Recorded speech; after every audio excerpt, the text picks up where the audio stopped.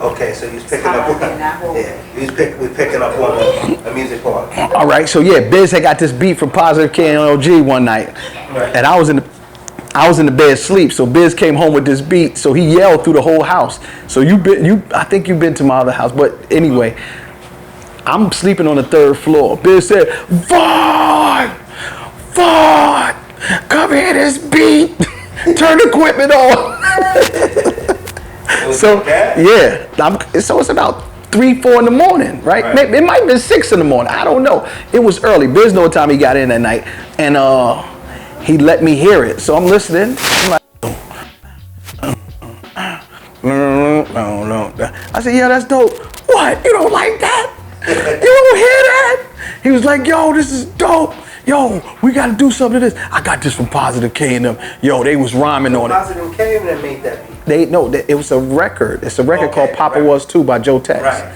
And they the one that gave Biz the name. They gave Biz the actual records. Right. You know, I went and bought 2 more brand new ones, but they gave Biz the name of the record. And Biz, look, so now I say, "Biz, yo, guess who called me today?" He said, "Oh." I said, "Hev." He said, "Yo, you want to do a record?" He said, "Okay." Now, if you know anything about Biz, if he talk unenthusiastic, it's like, whatever. Right. You know what I'm saying? But I said, "Nah, Hev really want to do it, but he want to do it in your style." That changed the whole game. Word, you know, because Biz thinking in Hev style. Right. So he said, "Nah," I said, "he want to do it in your style." So Biz said, "Yeah, we can do it." So then I hooked them up because a girl had called me, gave Hev my number. So I don't know. She knew me and Biz. So Hev called me. Then I got Biz and Hev on the phone. Then they said, "All right, boom." All right. Biz takes the joint, that joint. I wasn't even thinking about that beat for them. Right. But Biz takes that joint to Marley house and records the record. So I hear the tape. Right. I'm like, "Yo, that's dope." I said, "But you a sucker, nigga. You know I was supposed to do that shit." Like, but it came out dope, man. Listen, rest in peace, Heavy. But, and you know, that's why Biz said, "You know, I want to send this out to Cool V." You know, yeah. You think? You know, like, yeah. So we had fun laughing about that. But that was a great moment in our career. And the rest is history, man. And like I said, Hev had that vision, but you know, Biz styled the record, you know, because I got the alternate versions and everything, but I wasn't there for the recording. But you can get the record on the Marley in Control album, same album as the Symphony, you know. So yeah, I mean, dope record. So my question to you is, did you get a lot of calls like that? Artists want to do things with Biz all the time? Yeah, I get calls like that all the time, you know, and like I said, I'm with it.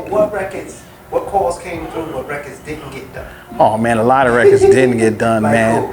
That we'd be shocked about. Oh man, because Nas, we didn't do the record with yet. Yeah, Nas wanted to. Hold on, how did that happen? No, Nas wanted to do a record with Biz. He was like, "Yo, Biz, let's do it." You know what I'm saying? And we just never got it done. Really? Yeah, you know, Salam is our boy. You know what I'm saying? Salam did actual work on our albums with us on that same 4th album. He did a record called Young Girl Blues. Right. On that album. Salam did his thing on that. Definitely. You know what I'm saying? So big shout out to Salam Remy. You know, big shout out to Nas, man. You know, because he does want to make the record happen. You know, I just got to get Biz in the pocket, you know, and we got to really see what record we're going to use. So Nas was one. That never came out. Buster was another. Yeah. That came out. Did Jay ever do something? Jay ever want to do something with this? No, I got some unreleased music on Jay-Z, but that's just his project because me and Kane was working on stuff for Jay-Z when Kane was managing him, trying to get him the deal. Right. So I got some unreleased. Jay already told me I could have that. He said, "B, you can have that." Really? Yeah. Interesting. I got that. That's on deck.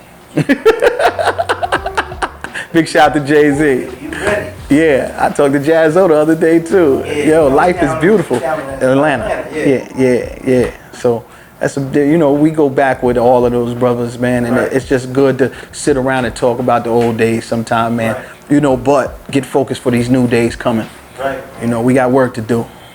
So what's the next book? I Need Another Haircut. That's what you're working on now? Yeah, that's the 3rd album. Okay. Yeah.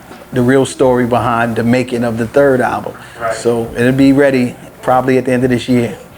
So I got a question for you about, we didn't talk about that. So what kind of relationship did you have with like Kraze? Craig G is like my little brother, like, but he ain't my little brother no more. He my big brother. Like, you know, like he didn't grow up. But Tragedy, Craig G, and all of them, they were the younger ones in the crew. But they were actually down before we were. But they were younger than us. Yeah, yeah. So they was part of the Juice crew before you? Yes. Oh, the Tragedy. Tragedy and Craig G are from the Bridge. They were in the Juice crew already when we got in. Really? Yeah. Tragedy was with Super Kids and Craig G was Craig G.